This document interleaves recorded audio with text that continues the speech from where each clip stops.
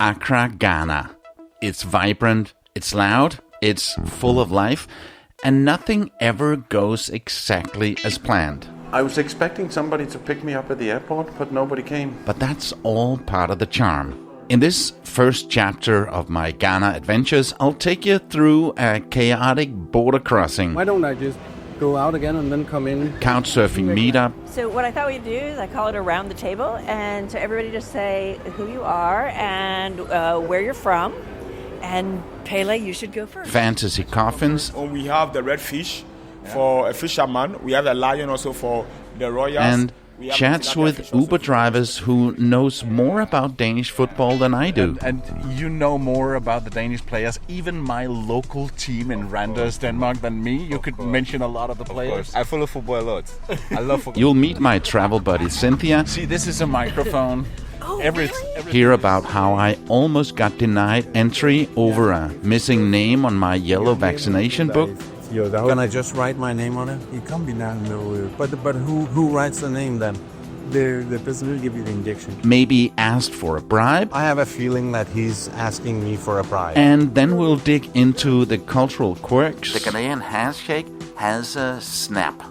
And everyday life in one of West Africa's most dynamic cities. And then you can hear me singing. Yes, singing.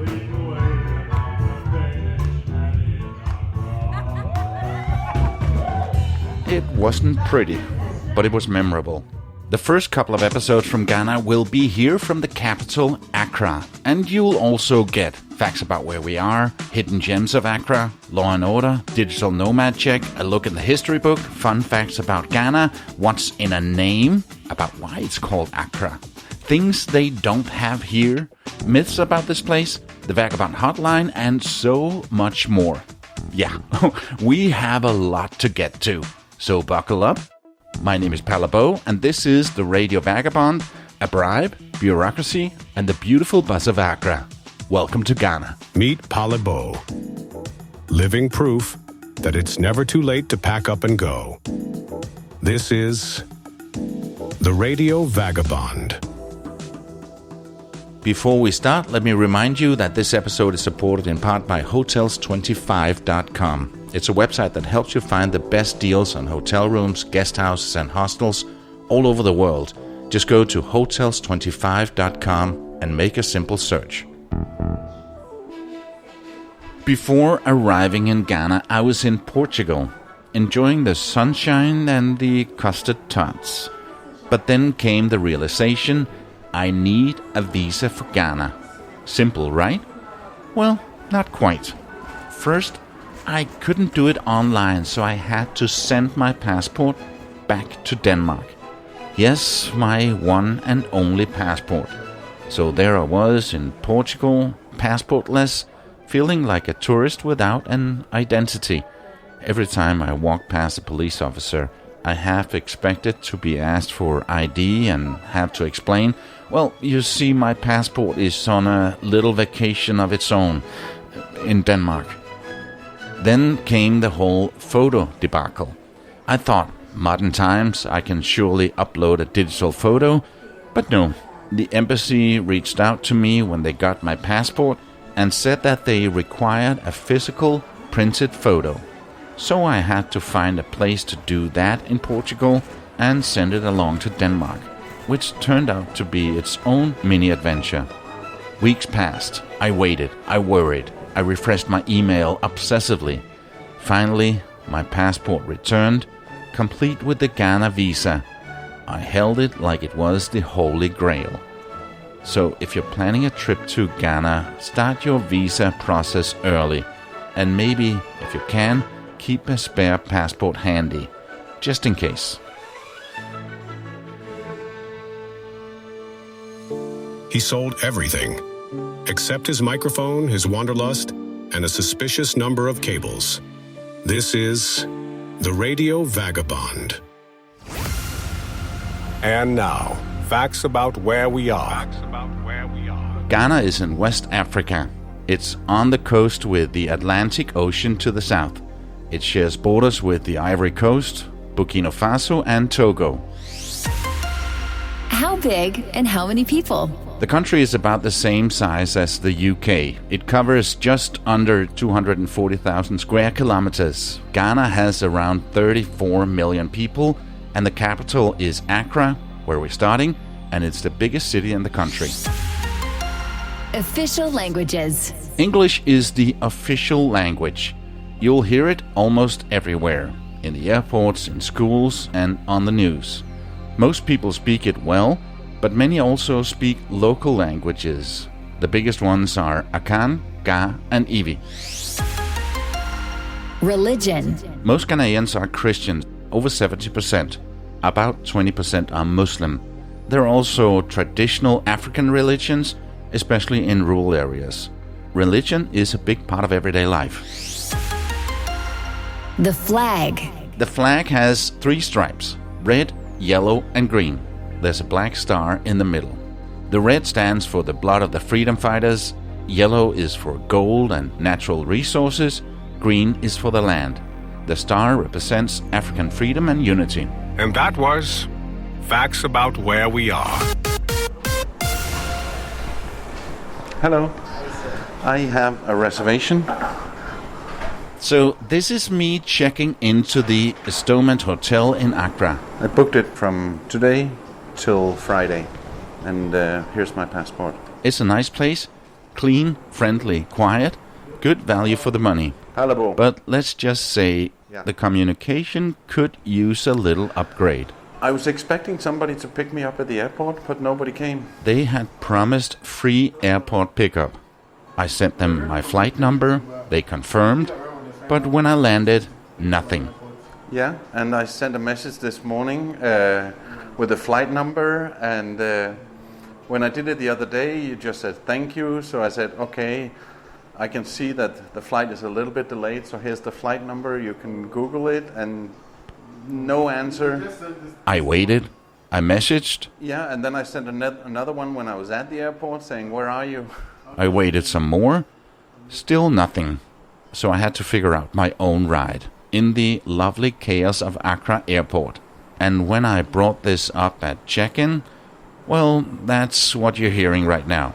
Because normally, when you have a pickup at the airport, the driver is there to pick the person up. Yeah. But we're not sure about this. I don't know who's communicating with one of my colleagues. Oh my God, I sound like such a diva, don't I? And there's more, because... Also, I made another booking from Wednesday for my friend who's arriving from Wednesday to Friday. I booked her room through Booking.com. Of course, first finding it on Hotels 25. Got the confirmation, paid, all good. And I got a confirmation, and then I got some messages that I couldn't understand saying fully booked. But and then I get this message from the hotel. It was a bit confusing, but I understood it said something like, not possible. But I got a confirmation. But what exactly wasn't possible? Okay, so I have a confirmation email saying the dates are okay. For with your friend, I don't think it's possible. Because so I was confused. But why did I get a confirmation? So that is why there was a follow-up message. Yeah, but I still had the confirmation. It wasn't cancelled. It wasn't anything. Yikes. Yeah, I don't exactly love hearing myself like this. That was definitely Grumpy Palle checking in. Totally out of character for me, I swear. The poor guy behind the counter was all smiles, just trying to do his job. And then here comes this slightly drained, middle-aged Danish man complaining about airport pickups and room confirmations like he's Beyoncé on tour. To be fair, he handled it like a champ. And even though he said that it might not be possible to get a room for Cynthia because a big group was coming, they figured it out. Everything turned out fine. Now, in my defense, and not that I'm proud of it, I had just come from a very stressful border crossing. Like, almost denied entry kind of stressful. I'll get to that story later in this episode.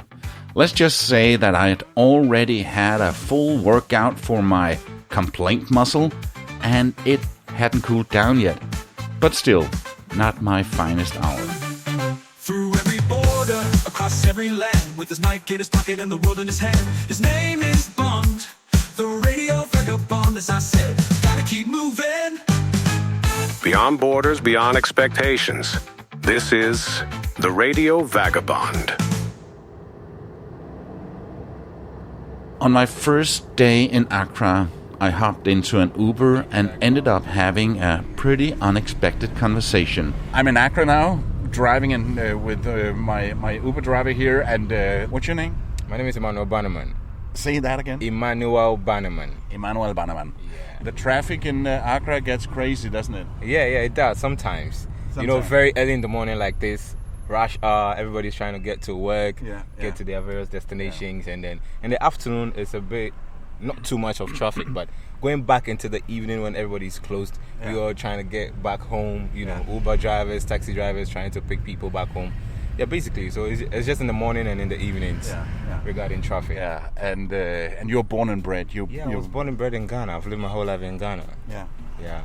I'm yet to travel out to... My favorite country is Qatar, so I'm just waiting to see if I could visit Qatar someday. I was born on the 18th of December. Qatar had their independence on 18th of December as well, so I feel there's a bit of some connection in there. My driver, Emmanuel Bannerman, turned out to be not just a great guy, but also a surprising expert in Danish football. And as soon as I got in here, I told you that I was from Denmark, you went into talking about Danish football and Christian Eriksen. And you know more about the Danish players, even my local team in Randers, Denmark, than me. You could mention a lot of the players. I follow football a lot. Normally, when I mention that I'm from a smaller city in Denmark, a place called Randers, most people just nod politely and have no idea where that is. But Emmanuel, he knew all about Randers. And football is more than just a sport. When Ghana plays, the country stops. The Black Stars, the national team of Ghana, have reached the FIFA World Cup multiple times and almost made it to the semi-finals in 2010. I always say, if not for the fact that I'm here, I should be playing football elsewhere. If I should go back and come back into another life, I'll play football. I love soccer so much. He even started telling me how my local football team was doing, which honestly was more than I could tell him. Turns out that he's a big fan of the game and he's full of knowledge and ambition. I'm a journalist as well, I should say. Oh, really? Basically, yeah, but I'm trying to get my own show. I love music and sports. So I'm trying to get a rap show where I could be putting young rappers on. So on the radio? I used to work on the radio, Top FM. I used to, but I had to pause because one is two reasons. And then for now, I'm doing Uber for now. And then when I'm able to bring my show back online on YouTube and TikTok, then I'll be doing that inside my Uber. Yeah, I love music and I love to see talent grow. We have a lot of talent here and then they are not getting the platforms and the opportunity, even though there are other platforms. Smart guy, big dreams, great conversation.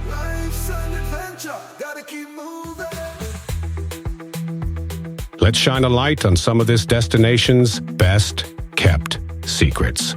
Accra has its big landmarks: Independence Arch, Jamestown, Osu Castle, also called Christiansborg. But let me tell you about a few hidden gems most visitors don't know about. The Radio Vagabond presents Uncovering Hidden Gems. First, the Boogie Foundation. It's a small but impressive art space tucked away in East Legon. They feature local artists, contemporary exhibitions, workshops, and even performances. It's quiet, creative, and a nice break from the city buzz. Want a good view? Head to the top of Villaggio Vista Towers. It's one of the tallest buildings in Accra. There's a rooftop bar up here, and on a clear day you can see all the way to the coast. Not a lot of tourists go, but the locals know. And finally, if you want food with a local flavor, real local, try Bush Canteen. It's not a single restaurant, but a whole row of informal, open-air food stalls. No menus, no frills, just amazing Ghanaian dishes served with love and spice. So yeah, Accra has some surprises if you know where to look. Not all those who wander are lost. J.R.R. Tolkien. The world is a book, and those who do not travel read only one page. St. Augustine. Gotta keep moving. The Radio Vagabond. When you travel a lot, you pick up little tricks that make life easier. Maybe it's how to pack like a pro, how to score the best flight deals, or that weird but genius way of avoiding jet lag.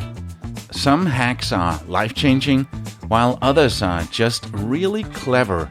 But once you've discovered them, you never travel the same way again. A few weeks ago, I asked you to share your best travel hack. And some of these are next level smart. So if you're looking to travel smoother, cheaper, or just a little bit smarter, you might want to get ready to take notes. Because now it's time for The Vagabond Hotline. Jake from Chicago says, I never travel without a binder clip. It works as a phone stand, a way to keep hotel curtains shut, and even a makeshift wallet when I don't want to carry my real one. Once I even used one to fix a broken backpack strap. Who knew office supplies could be a lifesaver? Jenna from Sydney, Australia sent me this one. My number one rule, always ask the flight attendant where the crew eats at the airport. They know where to find the best food that's not overpriced tourist junk. Thanks to this trick, I once ended up eating the best dumplings of my life at a tiny staff-only cafe in Shanghai Airport. And Carlos from Buenos Aires has this tip. I never pack a full bottle of shampoo or shower gel anymore. Instead, I steal the little hotel bottles every time I stay somewhere. I refill them at home. And when I travel, I just pack those. No leaks, no big bottles. And I always have free toiletries. My wife says I have too many, but I say I'm just a strategic collector. Some solid advice there. Who knew binder clips and small bottle recommendations could be the key to smoother travel? Another travel hack would be, of course, hotels25.com. It searches all the big hotel search sites in one simple click and helps you find the best deal. Well, you know that, just putting it out there. What's your favorite travel hack? Share it with me on theradiovagabond.com/contact. Here you can both write or record a voice message, or you can also send me a DM on Instagram at Radio Vagabond. I'd love to feature your tips in future episodes. For the next Vagabond Hotline, the headline is The Strangest Thing I've Ever Eaten While Traveling. Yeah, this is gonna be fun. Trying local food is one of the best parts of travel, but sometimes you end up with something unexpected. What's the weirdest, wildest, or most questionable thing that you've ever eaten while traveling? And was it actually good? Go to theradiovagabond.com and tell me your story. And that was The Vagabond Hotline. Back with my Uber driver, Emmanuel, we also talk about what's good and bad about Ghana. So, Ghana is the most hospitable place you can ever get in Africa. Trust me, you see when you came, like, you see how I welcomed you? You won't get that anywhere. You will get it, but not everywhere, basically. So we are very hospitable, we are very welcoming. We love people. Yeah, we do, basically. And Ghana is the best place to be in Africa, I should say. I love Ghana. That's why I'm finding it difficult to even go out, even though sometimes, the economic challenges and stuff. But trust me, if you're able to find your way, maneuver your way, and get one or two things going for you, you could be able to stay in the system and then, make things possible for yourself, basically. And then the other side of the coin, what are some of the challenges for the country? So the challenges in this country, to be honest, is honest leadership and accountability. So you're saying there's corruption here? No, I can't pinpoint to say there is corruption here. But you see, when I talk about honest leadership, a government will come and say, okay, so we are going to do this, we are going to do that, we are going to do this and do that for you. But at the end of their term, we don't get to see that. No. Basically. You feel me? Yeah. We don't get to see it. And I think that goes in most countries, that they promise a lot to get elected. Sure. They create the bar so high, and then when it's time for us to see the reality, we don't get to see it. Yeah. And not just that, but you see, Ghanaians, we are in a certain way that I think it's high time we wake up and make sure we we push our leaders to be accountable. Yeah, we need to be on their toes to be accountable. If you say you are buying me a microphone, I have to make sure you buy it for me. Yeah. Basically, that's the challenge. Yeah. But it is fully democratic. Yeah, fully democratic. Completely democratic. Ghana is one of the more stable democracies in Africa. They have regular elections and people vote freely. There's freedom of speech and a decent level of press freedom. It's not perfect, but compared to many of its neighbors, Ghana is doing fairly well. Ghana is a lower middle income country. It's not rich, but it's not the poorest either. The economy is growing, but slowly. Most people work in farming, trading, or small businesses. Compared to other countries, Ghana's GDP per person is similar to places like India or Nicaragua. You'll find both poverty and wealth here, sometimes side by side. We'll dive more into this later. At this point in my travel life, I've done this dance more times than I can count. Find a cell phone shop, stand in line, show my passport, wait. So please let me transfer you to my cashier. I'm transferring you to the cashier to do the selling of the data for you. Yeah. So we are going to table 7. Table number 6, please. And finally get a little plastic SIM card to stick into my phone, hoping that it'll work right away. Like here in Accra, where I spent most of my first day sitting in a local shop, sweating, just trying to get connected. Alright, so these are the packages we have for the data. It worked eventually, but it wasn't exactly the highlight of the trip. These days I do things differently. I discovered the magic of eSIM, and it's been a total game changer. No shops, no waiting, no paperwork. Just click a few buttons in an app and boom, you're online. In fact, you can set this up before you even land in the country, which means that the moment the plane touches the ground, you're already connected. And also on cruises, and that's what I did on a recent cruise from Qatar to South Africa. I got an eSIM from GigSky. The ship was using Starlink, and you could use that, but that's expensive and not always the best option. GigSky works with the ship's network infrastructure, and once I had the eSIM activated, it was smooth most of the time. I mean, don't expect the best fiber connection in the middle of the Indian Ocean, but I could send messages, respond to emails, and overall stay connected. So yeah, getting a local SIM card the old-fashioned way may still work, but if you're looking to save time and want a better experience, I can honestly say check out GigSky. They made life on the road and at sea a whole lot easier. Jet lag is temporary. Travel stories are forever. This is the Radio Vagabond. I just picked up someone at the airport that you might recognize if you've been listening to the Radio Vagabond for a while. Cynthia. We first met in Florida through couchsurfing back in 2021. And since then, we've done a bunch of trips together. She's a lawyer, a true adventurer, and online she goes by Cynthia Globe for a good reason. She's actually been to more countries than I have. Together we've explored Saudi Arabia, Georgia, Azerbaijan, Armenia, Australia, and New Zealand, and now we're kicking off a new journey here in West Africa. This time we're hitting Ghana, Togo, Benin, and if all goes to plan, even São Tomé. See, this is a microphone. Oh, really? Everything you say can or will be used against you. in the podcast. But for now, she just landed, and we're in the car heading into Accra. So, welcome, a long flight? Long flight, 10 hours, but I got lucky. There was no one sitting next to me. Yeah, you took off at around midnight New York time. Correct. And now it's around 3 p.m. But I guess 10 a.m. New York time, so... And no sleep. And no sleep. Yeah. But thankfully I have wine that'll knock you out. Oh, good. I should sleep for about 10 hours. Yeah. So was it easy immigration? Easy immigration. Everybody's super nice, super guiding you. Here, go here.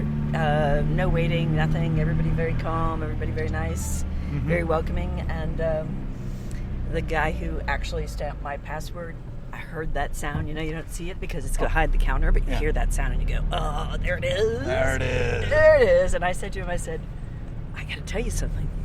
That stamp is my 125th country stamp. And his eyes got really big. He goes, really? I said, yes, really. I've been to 125 countries as of this second. Yeah. Yeah, it is kind of a milestone. It is a milestone.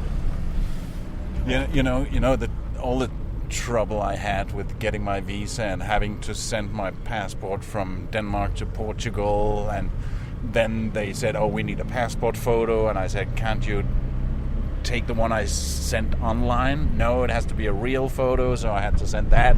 That didn't arrive, and then it came after a week, and I was getting stressed, and then they sent it back, and it took a week, and all that hassle. Then when I got to immigration, I don't know if you noticed it, but there was a big sign saying, visa on arrival. And then I said to the lady, I said, is it possible to get visa on arrival? And she said, yeah, sure. As long as? As long as you're one of the 30 African nations that they have this deal with. It doesn't work for me, but I was like, come on! You would have been really angry, wouldn't you? Yes. So, yeah, I was kind of glad that it didn't apply to me, but oh my God, if it did and they didn't tell me, it's like, I think when we get to Togo in a couple of weeks that it will be that way, that you can apply in advance or you can get one at the border, and not everybody knows that you can get one. I Googled it this morning, and it said everywhere I found that it was easy to get visa on arrival, both the land borders and if you fly in, so I don't think we'll have an issue. The question is which land borders. I'm hearing we may only be able to get them at the coastline, not the ones further north. But when we get up there, we'll ask. That's the one we're doing, isn't it? Yeah. Have you gotten your Benin one? Should I? It can take up to 4 days, so you have time. 4 whole days. I thought you could take up to 40 days. No, not like the Ghana one. Oh my God, I missed the memo on that. At Ghana, they told me 4 weeks. I'll be at the border waving at you as you cross. And then we arrived at the hotel where she actually got a room, and I poured her a glass of wine, and after that she took a quick power nap. So while she's getting some rest, let's rewind the clock a couple of days to my arrival at the border, where things didn't exactly go smoothly. I was almost denied entry, all because my vaccination doctor forgot to write my name on that little yellow book. Yeah, the one that proves that you're not walking around with yellow fever or anything else. So basically they said, no name, no Ghana. It turned out to be a weird back and forth with the immigration, raising panic for what may or may not have been a subtle request for a bribe. That's coming up next when the Radio Vagabond continues. Stick around. We'll be right back. As you know, I'm a digital nomad, and what I do when I'm not doing the Radio Vagabond is helping companies and individuals start their podcast and keep them podcasting. Ever find yourself hitting rewind just to figure out how a podcast pulled you in? Right. Like, what's the magic behind a story that truly resonates? And that's what has us so intrigued by Palle Bo. He's a bit of a perfectionist, isn't he? He is, but it's not just about making things sound, like, clean, you know? It's more about crafting the listening experience. Like that Travel Podcaster of the Year award he won in 2024 for the Radio Vagabond. That's got to be a testament to his skills. Oh, absolutely. He doesn't just talk about places, he makes you feel like you're there. You can practically smell the spices in the marketplace or hear the waves crashing on the shore. It's like he can handle any format, any genre. Exactly. He understands that it's all part of the package. So basically, you come to him with an idea, and he can help you take it all the way to a fully launched podcast. And what's really cool is that he's open to working with everyone. He doesn't just work with the big names. He's happy to collaborate with smaller companies and independent podcasters too. Which is awesome. He really wants to elevate the entire podcasting world. I kind of want to start a podcast now. You should. Sounds like Palle Bo might be the guy to talk to. He might just be the missing piece of the puzzle. Let's make some audio magic together. Drop me a line and let's get started. You can see more on my company's website, radioguru.co.uk. This is the Radio Vagabond podcast. When you travel to certain countries, you sometimes need to roll up your sleeve and get poked with a needle or two. Ghana is one of those countries. To get in, you need to show proof that you've had the required vaccinations. In Ghana's case, it's yellow fever. Now, getting those jabs wasn't something I took lightly. When I decided to become a full-time globetrotter, I knew I had to prepare, not just mentally, but also medically. So I went to a big, official-looking vaccination center back in Denmark, the kind of place where they don't just give you a sticker and a lollipop after. I walked in, sat down, and said, "I'm going traveling, and I need some vaccinations." The doctor behind the desk slowly turned in his office chair, glanced at the massive world map behind him and said, "Absolutely, sir. Where are you going?" And I said, "Everywhere." He didn't even blink. He just nodded, like I said I was popping over to Spain for a weekend. "Okay," he said, "we better get started." That day I got 4 shots, 1 in each arm and 1 in each hip. I left the office feeling like a human dartboard.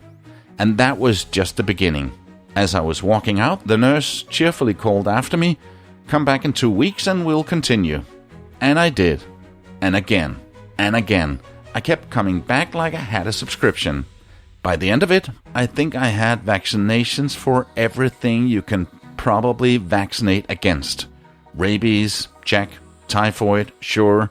Some rare fungus found only in a Peruvian bat cave? Probably. So, yeah, medically speaking, I was ready for everything. And I got the paperwork to prove it.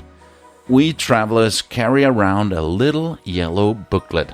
You might know it. It's officially called the International Certificate of Vaccination, but I like to call it the Little Yellow Book of Entry. It's small, kind of flimsy, and about the size of a passport. Bright yellow and filled with stamps and scribbles from healthcare professionals. Think of it as your golden ticket to countries that demand proof you're not bringing in any unwanted viral guests. And it looks like something that should have been digitized in 1997. I wonder why there isn't an app these days. And if you lose this yellow book, you're in trouble. Anyway, I've had mine for years. It's filled with official stamps and scribbles from doctors, and all in all, it's served me well. And I've used it many, many times. So there I am, at the border to Ghana, proudly handing over my yellow booklet, feeling like a responsible adult. But then, suddenly, there's a problem. Something I didn't know, something that's never been an issue before. The officer looks at it, then looks at me and says, "Your name is not on the front page." Okay. I never noticed that, and I didn't know it was a problem. Before I know it, I'm politely escorted over to another table. That's when I started thinking, okay, this might be something. So I discreetly pull out my phone and hit record, just in case a little hiccup becomes a story worth telling. And it does. So here I am, talking to the second officer, who, just like the first one, takes one look at my little yellow vaccination booklet, raises his eyebrows and says, "Your name is not on the front page." That's what I've just been told, and I have been traveling with this and using it for 7 years. As you can see, it's Danish. It means Danish Vaccination Center. I got all these vaccines in 2016 and a few more since then. And the doctor and the vaccination center, they just gave it to me. I thought everything was fine, and it's been working fine ever since. Okay, let's pause. This is not some high-tech biometric security feature we're talking about. It's a blank line on some cardboard that needs to be filled out with a ballpoint pen. No holograms, no special stamps, just a name in handwriting. So I ask, can I just grab a pen and write it myself? Problem solved, right? Can I just write my name on it? It can't be done, no. But who writes the name then? The person will give you the injection. No. It has to be written by the person who gave me the injection, because apparently only medical professionals are qualified to write my name. Yeah, but how can you tell that it's his handwriting and not my handwriting? Right now, without your name, it's going to be difficult, you understand? But my name would just be written here, handwriting. Now, at this point, I'm trying to stay calm. Myself 5 minutes ago, before coming in here. That one, you wouldn't say anything about right now. But I'm also starting to feel like I've stepped into a Monty Python sketch. I say something like, look, I could have written this 5 minutes ago before coming to this table, and you would have never known. It's not like a ballot stamp. I can just write it myself now. I see you have it right now without In fact, I even suggest that I go back in line, scribble it in real quick, and then returning as a new, improved version of myself. Why don't I just go out again and then come in? Make like But you're saying that if it's just a handwriter, sometimes. Still no. Bottom line, he says, for now, I can't accept that. So I started fishing for a solution. So, but what can I do? Okay, I ask, what can I do? So now it's difficult to accept that. But what do I do now? Right now, what we have to do is we take the cards. Did you catch that? Right now, we have to take the card. Right now, what we have to do is we take the card. Take the card? Okay, now we've crossed a line. No, you're not taking the card. You're not taking the card. This is no longer just about getting into Ghana. This is about my entire vaccination book. The golden ticket to multiple countries. If they confiscate it, I'm not just stuck here on the border. I'm grounded. And I haven't been grounded since I snuck out to see the late-night screening of Saturday Night Fever without telling my parents in the late 70s. You're not taking the card. So immediately I shoot back. Firmly, but politely. That's not gonna happen. Let's rewind and listen to how not cool I was about this. You're not taking the card. At this point, my pulse is doing a drum solo so loud that I could practically hear my own heartbeat echoing louder than the immigration officer's voice. And I think he senses it too, because suddenly he leans in and, very quietly, drops the word money. See, you don't have any money. I hope you understand. Now, I can't say for sure that he was actually talking about a bribe, or just talking about currency in a general sense. But the way he said it, and the look in his eyes, let's just say that my inner alarm bells went off like a fire drill. Sometimes attack is the best defense, so I decided to escalate and ask to speak to someone higher up. See, you don't have any money. I hope you understand. Can I speak to your superior? And wouldn't you know, right then a senior officer just happened to stroll by. And she says, that's me, and asks me what the problem is. And with my pulse somewhere between fight or faint, I go all in and say, I have a feeling he's asking me for a bribe. I have a feeling that he's asking me for a bribe. No. He's not asking for a bribe. She quickly says, no, that's not something we do here.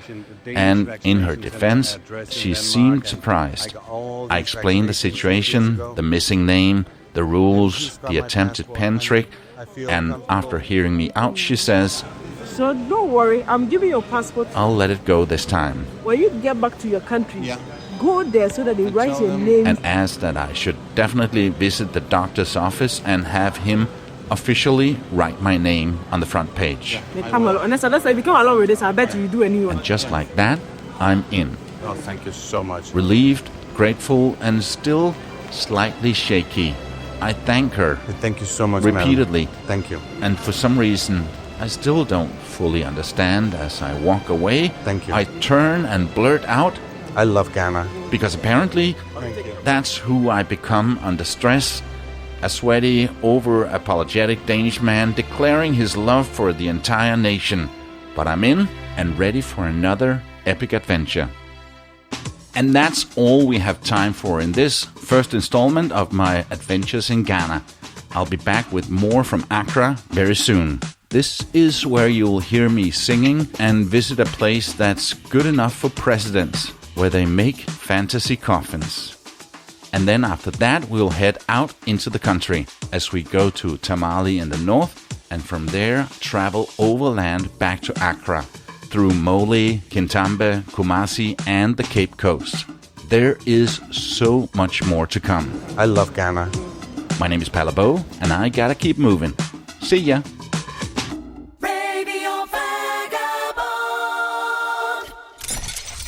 Produced by RadioGuru.co.uk.